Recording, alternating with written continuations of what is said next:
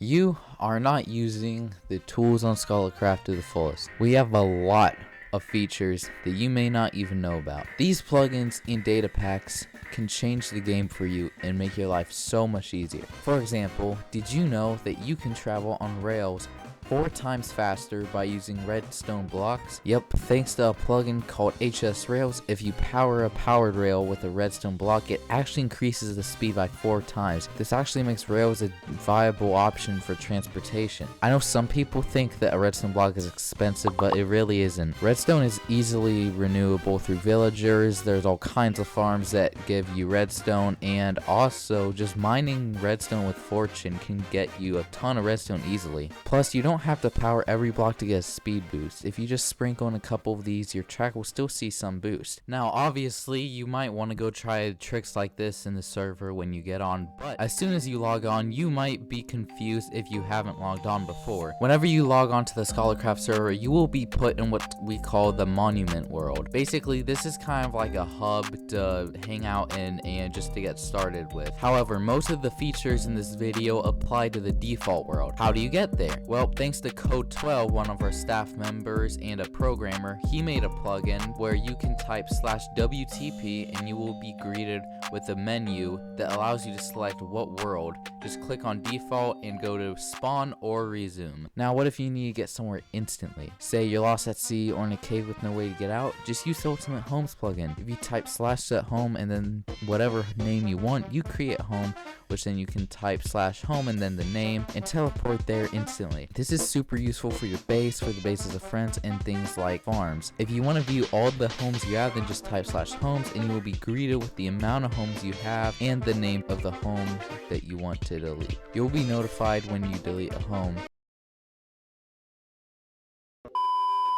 Now, one of the most frequently requested plugins we've ever had was the TPA plugin. For a long time we were hesitant, but you guys won us over. Using one of the features on Husk Homes, type /TPA and the name of the player you want to teleport to. They will be greeted with the option to accept or deny your request in chat. Now, for purposes of traveling on your own, you'll obviously want an elytra. And speaking of the end, at the time of this video, we are going to reset the end soon, or we already have. Despite this, we go through the end ships pretty quickly. And who wants to travel tens of thousands of blocks in the end, let alone on foot? No one. To help out, we have a plugin named Dragon Drops. This way, if you kill the Ender Dragon, you will be dropped an elytra. One of the things you get with an elytra is an advancement, and speaking of that, we have a data pack called Blaze and Caves Advancements.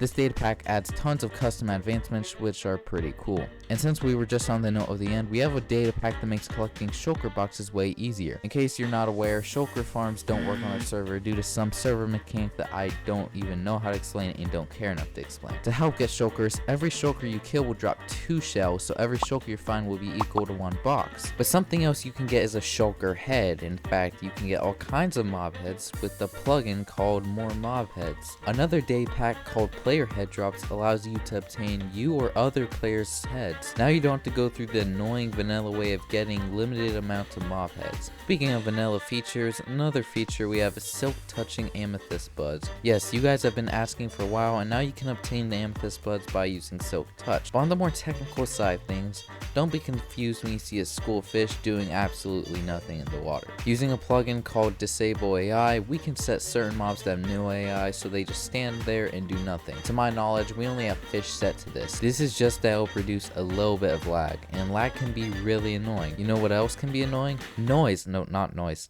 Noise. Talk normal. Jeez. Especially in a large trading hall with all the hars, using a data pack, you can silence mob. If you name a mob with a name tag that says silence, they will become silence. No, not silence. Silent. Speaking of villagers, you definitely want to eventually zombify your villagers so that their prices drop. There's a slight issue. On normal mode, when a zombie kills a villager, there's only a 50% chance that the villager will convert into a zombie villager and just not be dead for good. So with a data pack, if you name a villager a custom name, it will be automatically given an 100% chance to be made into a zombie villager after being killed. If you're wondering, this is called zomberts. On the note of mobs, wandering traders by default aren't the most useful.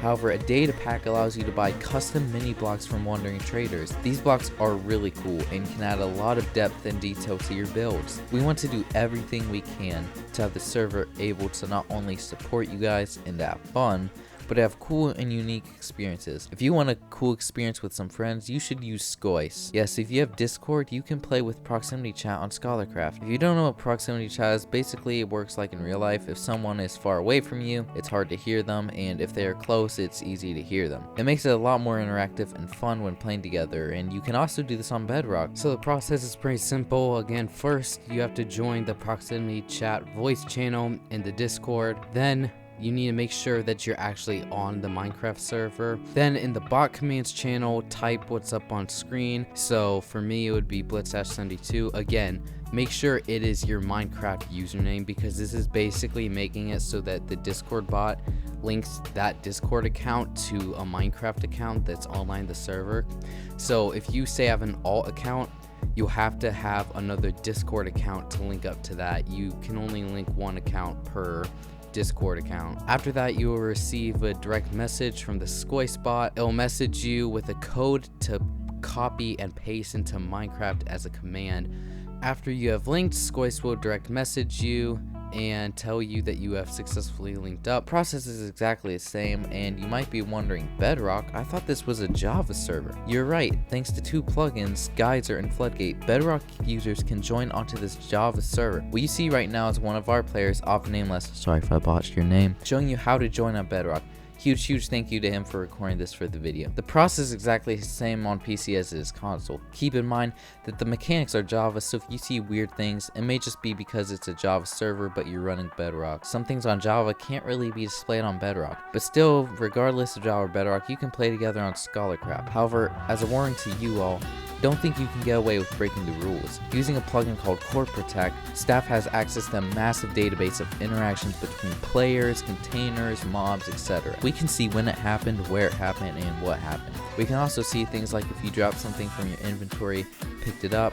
Point is, if you do some shady stuff, we'll find out. We have a couple more features, but they don't affect gameplay. They simply help the server run properly or let us configure things. You guys better be using the features in this video, or you're wasting a lot of time and potential fun. Speaking of fun, you should go watch this video, where we might have gotten a little bit carried away with PvP.